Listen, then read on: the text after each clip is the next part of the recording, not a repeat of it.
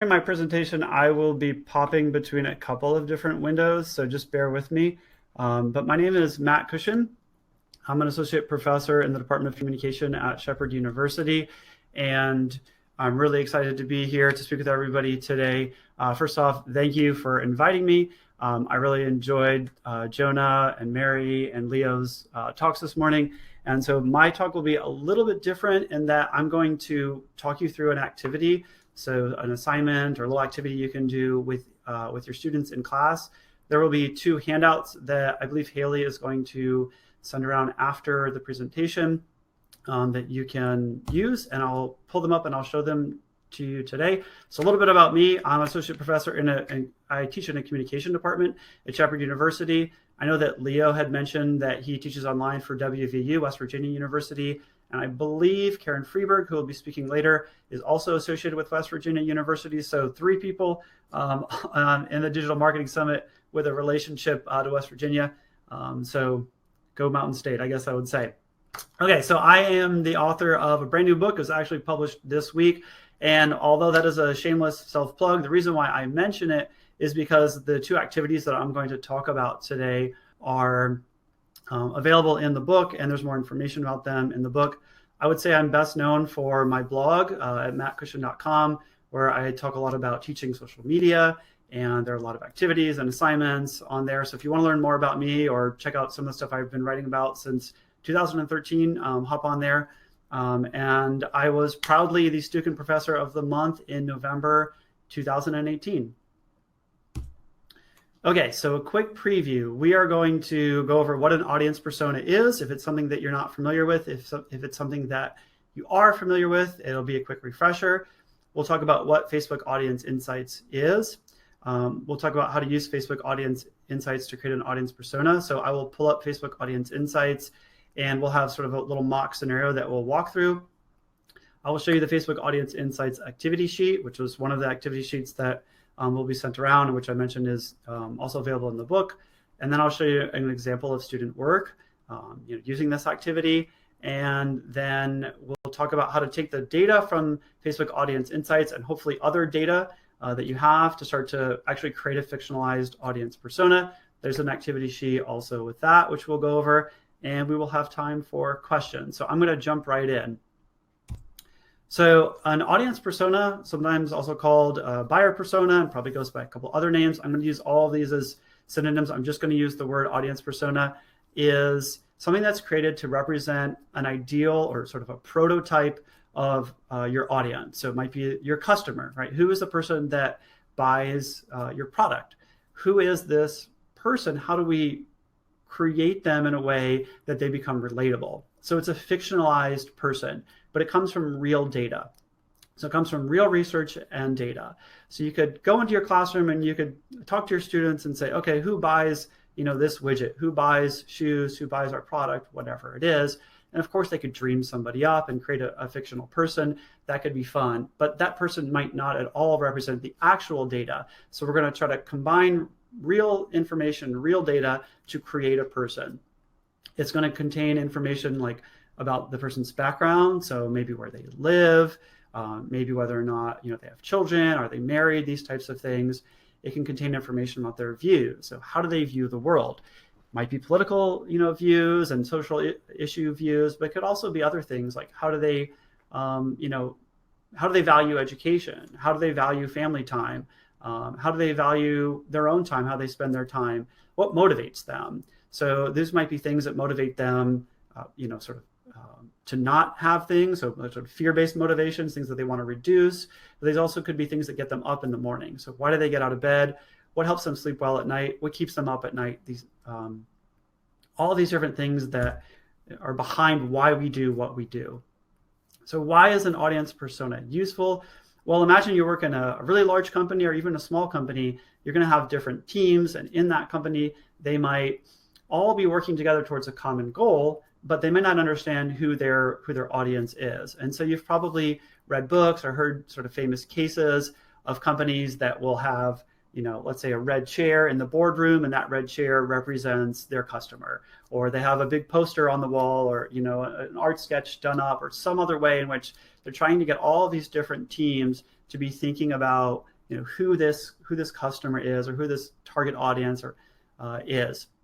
So it helps different groups put a face to what is sometimes otherwise kind of like a cloudy or nebulous thing.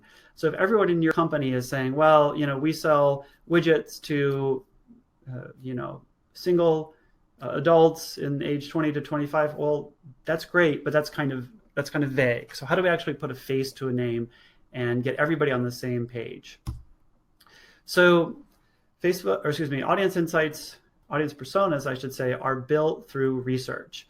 So your students can do, and companies do, surveys, interviews, focus groups, participant observation is a common one. So we can follow people around the store and see how they interact with the layout of the store, how they interact with the products in the store. UX designers and website, we can follow them around our website or around our app, do eye tracking, all kinds of different things to see how that person actually engages or uses our product. So maybe we sell sneakers, we're going to follow them around, wearing the sneakers, how they interact with them, whether or not they're holding up. So we can get, firsthand data by observing or by self-report. We can also gather social media data by using social listening software to look at trends. We can also, which is totally free and available to your students, they can just hop on an Instagram, Twitter, or whatever the space is, and dig into the followers for your brand and look at their profiles, look at the kind of content that they share, the language that they use. So you can get kind of aggregate data, or you can start getting qualitative data and looking into individuals. If you have Google Analytics, if you run Google Ads, which we just sort of talked about, or Facebook ads, you can start to look at engagement through demographic information, and of course, purchase third-party data. So when we talk about Facebook Audience Insights, it's one tool in a host of other tools. And the more data points you have, the more you triangulate this, of course, the better sense you're going to have of who this audience is, who this fictionalized person is. So Facebook Audience Insights, I guess if we were in a room, I'd ask for a show of hands of how many of you have heard of Facebook Audience Insights or used Facebook Audience Insights in the past. The Facebook Audience Insights is defined by Facebook as, quote, an product that gives you aggregate information about two groups of people connected to your page and people on Facebook. So you can create content that resonates and easily find more people like the ones in your current audience. And we're going to talk about these two separate sort of groups or audiences, people connected and people just on Facebook broadly, as we go into this, and I'll kind of highlight this idea here in just a minute. So Facebook Audience Insights gives you actual demographic information about Facebook users. So it could be all of Facebook users or Facebook users in a particular location or that like your company's page. Things like age, education, different job titles, relationship status, location, but it also gives us information about interests and hobbies, and then some potentially some lifestyle information. So whether or not they're they're married, that kind of a thing. So I mentioned that there are two possible audiences, all of Facebook. So imagine that you're starting a new product or a new company or whatever it is. So you don't have a page, you don't have thousands of fans or hundreds of fans, or you can start to look through their data. You might want to go in to look at all of Facebook data and start to focus in or funnel in on who your audience is. But if you're, let's say, a big box store, or your Oreo cookies were talked about earlier, and you already have fans, you can look at the demographic data and some psychographic data or interests about fans to your page. So it's just going to depend on what your needs are and what, whether or not you already have this audience in place, or you're trying to reach out to build a new audience. So we will look at age, gender, relationship, education, job title, interest categories, page likes, and top locations that this person or the Facebook users are in, and then how they access Facebook. And so if everything works here, what I'm going to do in a second is I'm going to actually pull up Facebook Audience Insights. If it doesn't, I have screen captures on my slides as a backup plan. But our little mock scenario here is I want you to imagine that we're interested in starting a subscription service for people who love baking. I'm sure all of you are familiar with subscription services, or maybe you subscribe to subscription services. but there's ones for pets, ones for makeup, ones for food, all kinds of different things. Essentially, you pay, and every month or every so often you get a box in the mail. So imagine we're interested in baking, and so you might be getting 1 month banana nut bread recipes, and maybe there's all the ingredients needed, et cetera, et cetera. And then the next month we're getting, red velvet cake, whatever it is. And so we know that people are interested in baking that would be interested in our product. So, which I'll show you in Facebook Audience Insights. If you can see my screen here, we can start off by going into interests and drilling down into subcategories. So if I was to click this little arrow button here, it would open up a sub list. And then if in some cases, there's another arrow we can push into kind of sort of like a third level sub list. So I've written out a couple here. So if I went to sports and outdoors, then I could click on sports, and then I could pick from a list and pick baseball, for example. In our case, we've gone into food and drink, we've clicked it, we've gone into cooking, and we've chosen baking. So with our new subscription baking service, we've thought of 2 potential audiences. And we say, well, they probably skew a bit younger. These types of services are often advertised on sites like Facebook and things. Maybe, there's some other information, some other data from existing companies that we know that they tend to skew younger. And so we might start off with a couple of potential audiences in mind, or we might not really have an audience in mind. But let's just imagine that we have sort of 2 potential ideas in mind, and we say, let's kind of research these. The first one is a new family sharing love. And so these are parents with young to, and I realized after I created this, middle-aged children, that seems kind of odd. Think of somebody sort of in their 40s and their children. That was just my own term for saying someone who's not quite a toddler, but they're not quite a teenager. So I don't know what the correct term would be. I personally have a toddler. So I would be in our comfort foodies group we'll talk about in a second. So maybe these are persons who bake primarily to show love for their family or love and caring for their children.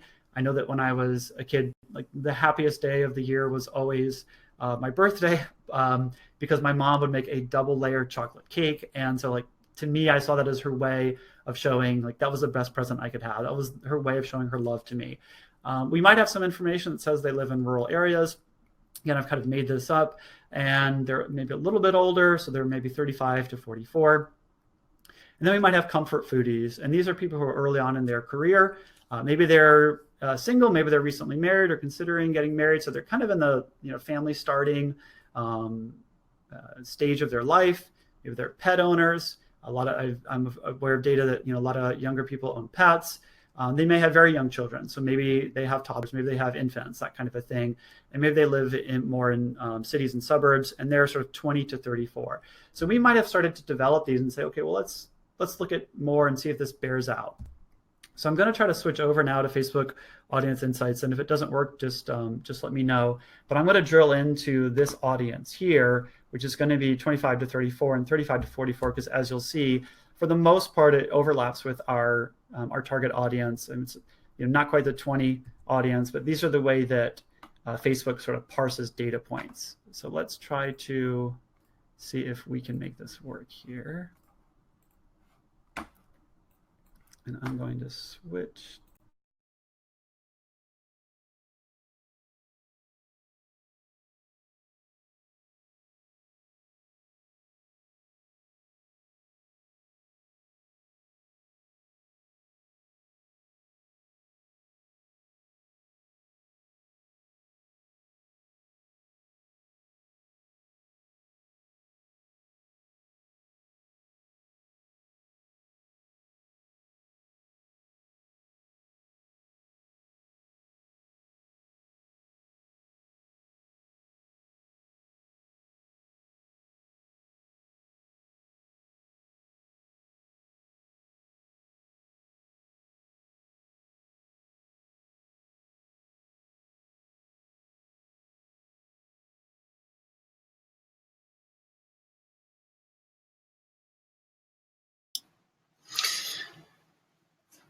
Hey, Matt, it looks like the screen is frozen. So if you can hear me, just refresh, and it should just bring you right back in. I think it's frozen for everyone.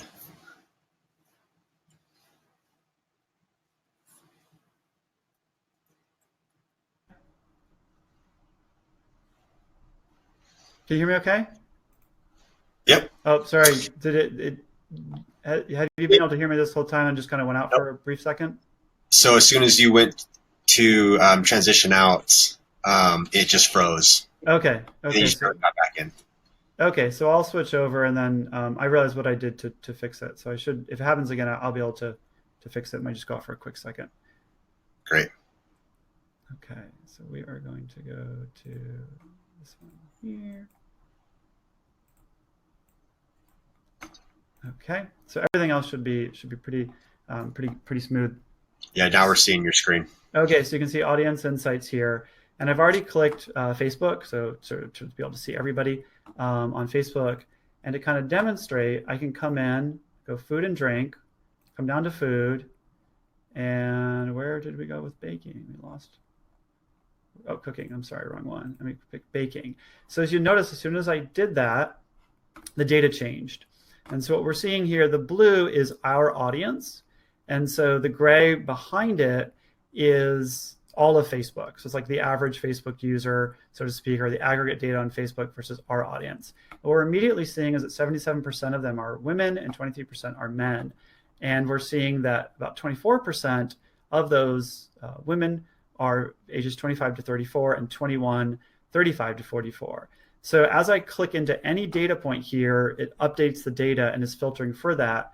And the information on the left becomes my filters. So here, I've clicked in, and so I've drilled down into just females aged 25 to 34. And I'm just going to use that for our example here. And so first I can start to see that the majority of them, about 46% of them, are married. It's less than Facebook users on the whole. And about 69% of them have a college education. So I'm already getting some interesting and potentially useful data.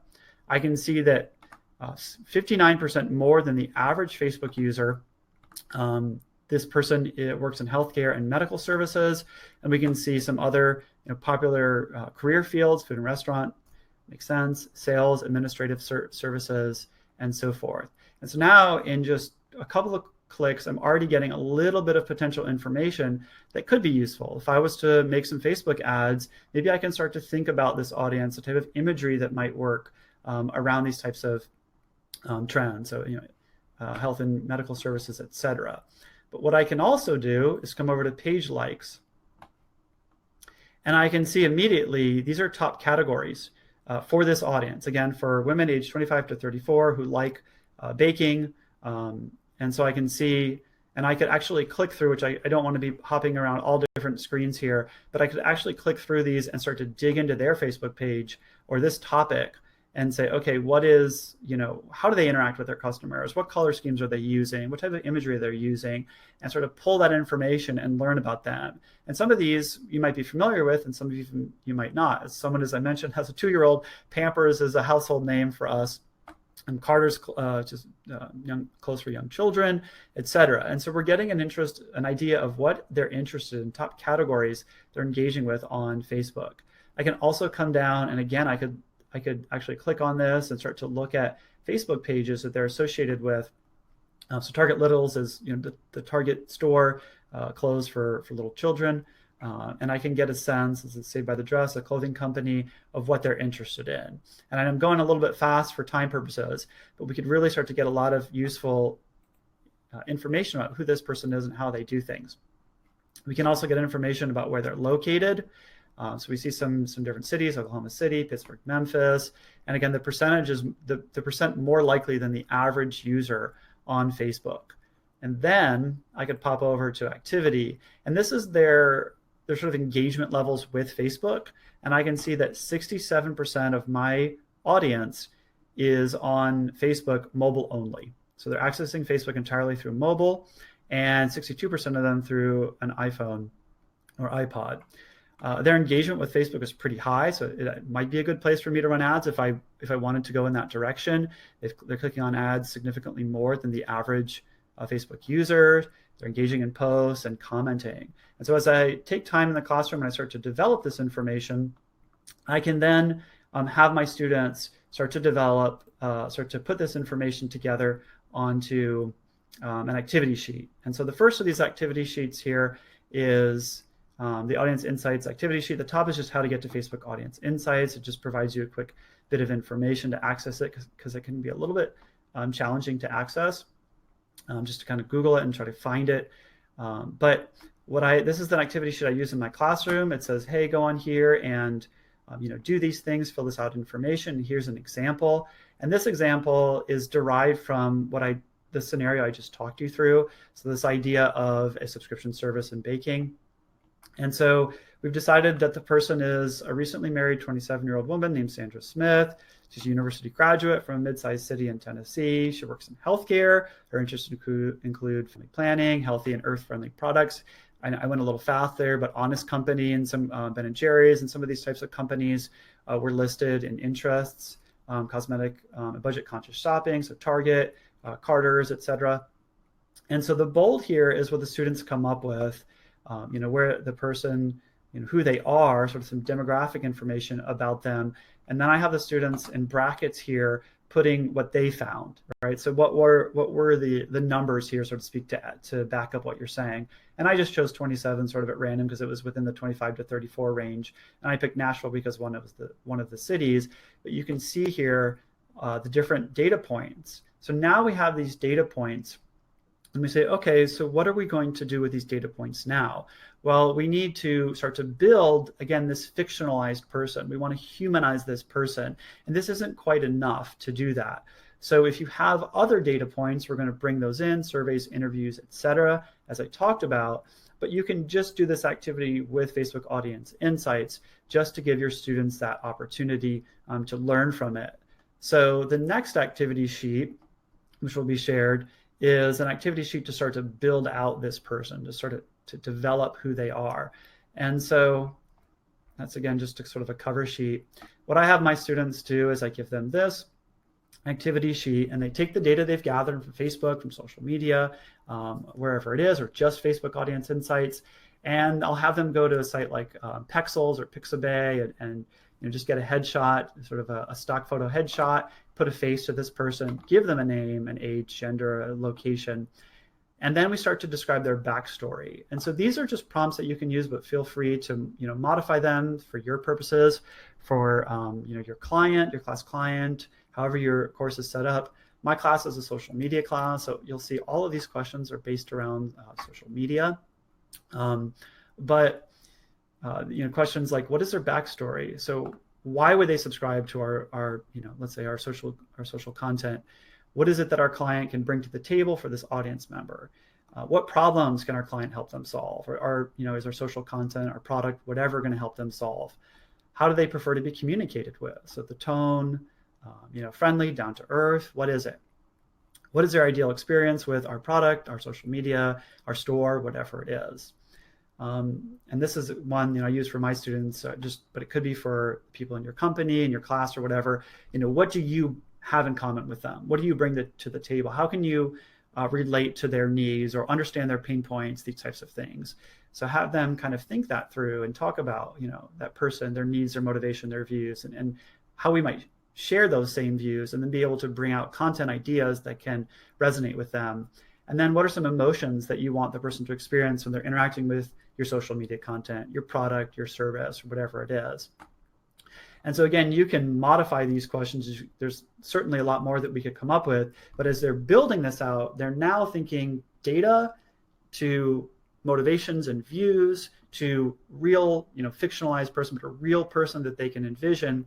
And I always have my students put evidence that they found that shows what they've done. So it could be screen grabs from Facebook Audience Insights. In this case, if I was doing with social media data, maybe screen grabs from social data as well, combined with Facebook Audience Insights, or if they've done surveys and interviews, because I want students to draw the connection directly from the data to what they're coming up with. And now once they have this and they've built this out, they can then,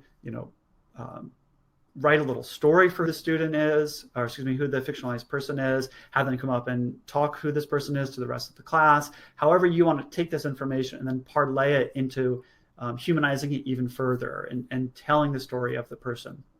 And so I know that's a little sort of a quick walkthrough, but it gives you a stage of how they can use real Facebook audience data that's accessible to anybody. You don't need to sell ads on Facebook to be able to access this. You just need a Facebook account. So your students can log in with their own Facebook account and get into here and use this information, and then start to organize this data, and then start to humanize the person by answering questions, and then build that audience insights. And so I hope that you found sort of my talk today helpful, and I'm more than happy to chat and to answer any questions that anybody may have. So thank you so much for the opportunity.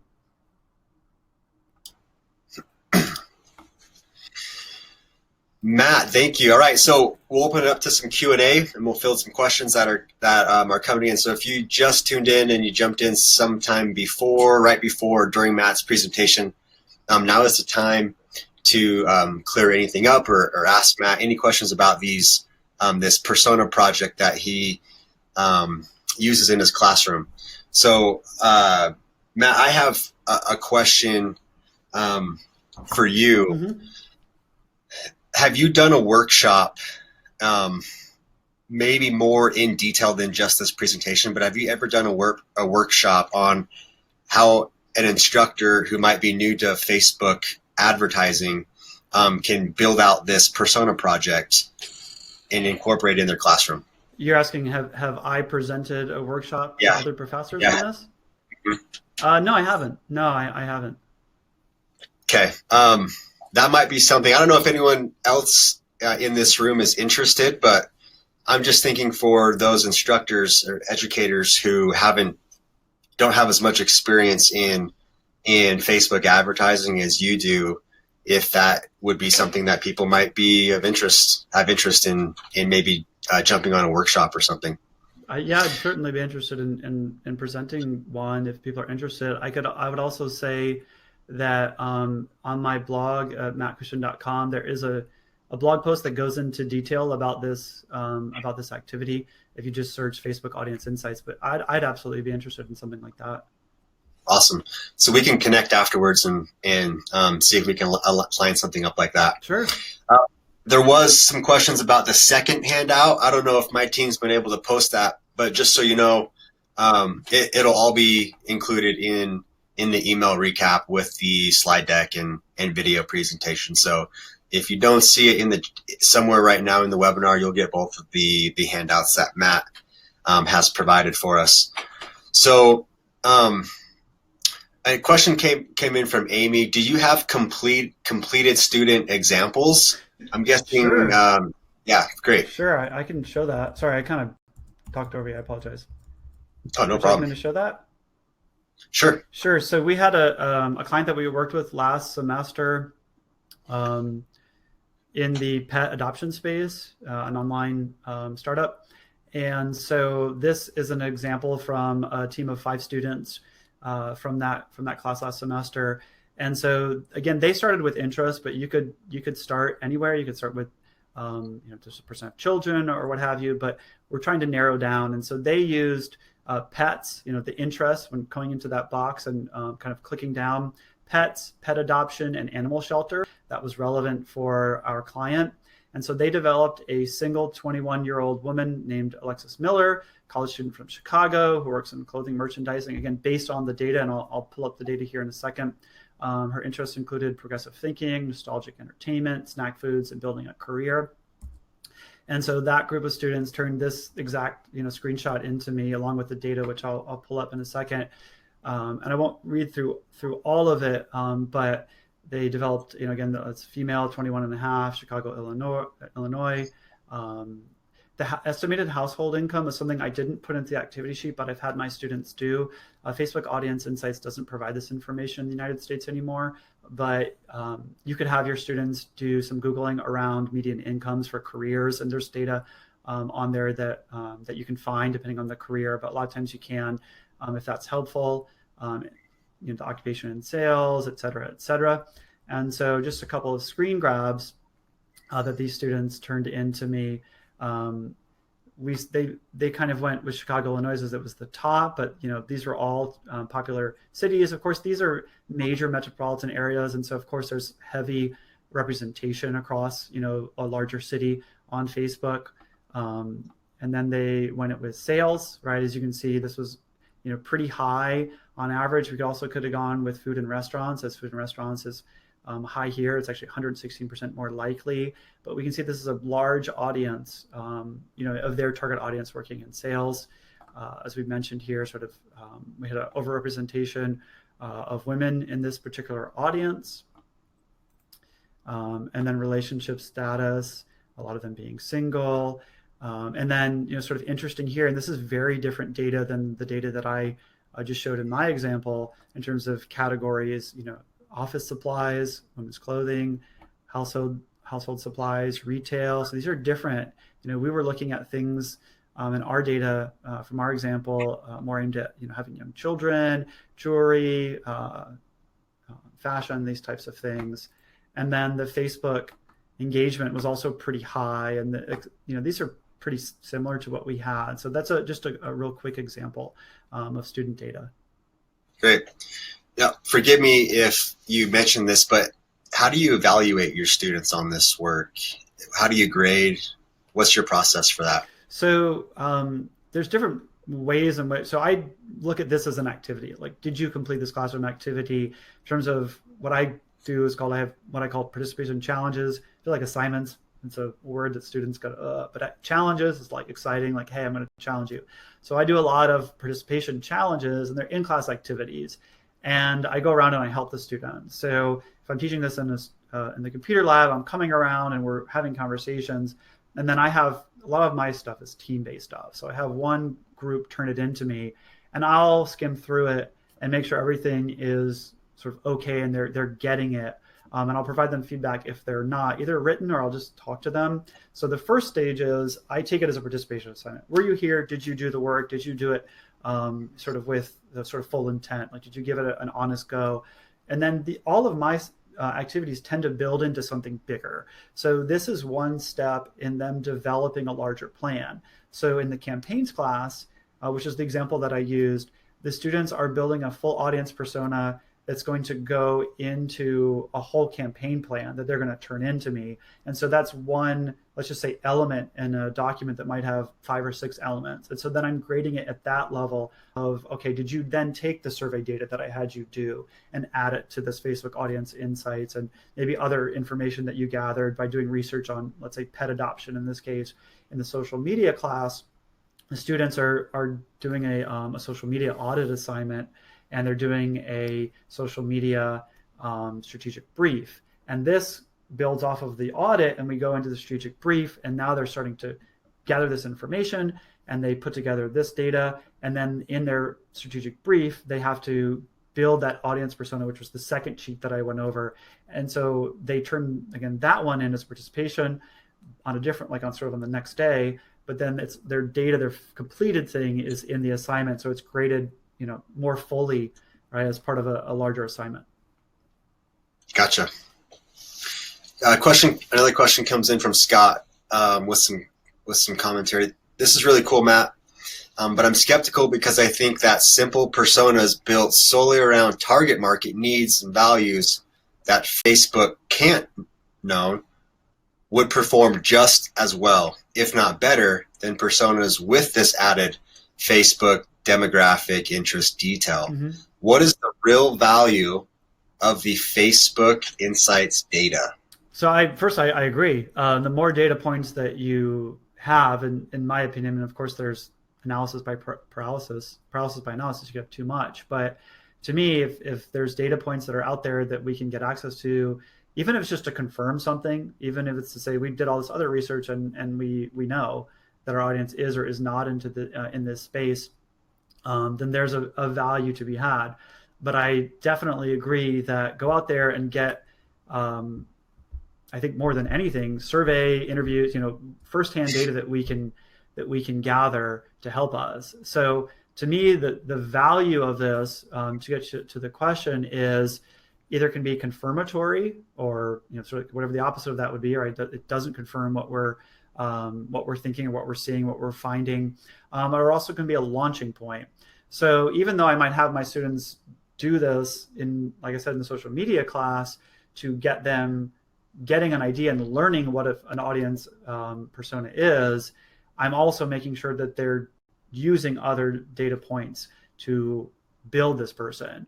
So when we talk about why would somebody follow our social media account, we have deep conversations about that. We have our students go out and ask people. We have our students, examine their own use. We try to get as many different data points. So although that kind of answered the question, is I think it can be something for a launching point, to go in a couple of different directions. I mean, is everybody on Facebook? Absolutely not. Is this data that's going to get really granular? No, absolutely not. It's kind of 30,000 foot data. Gotcha.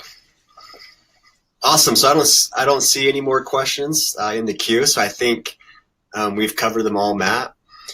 Appreciate the time, the two handouts, especially the walkthrough of Facebook personas, and we'll make sure everyone gets the downloads for those two downloads in the email send afterwards. So thank you so much, Matt, and we'll talk soon. Thank you so much. I hope everyone has a great day.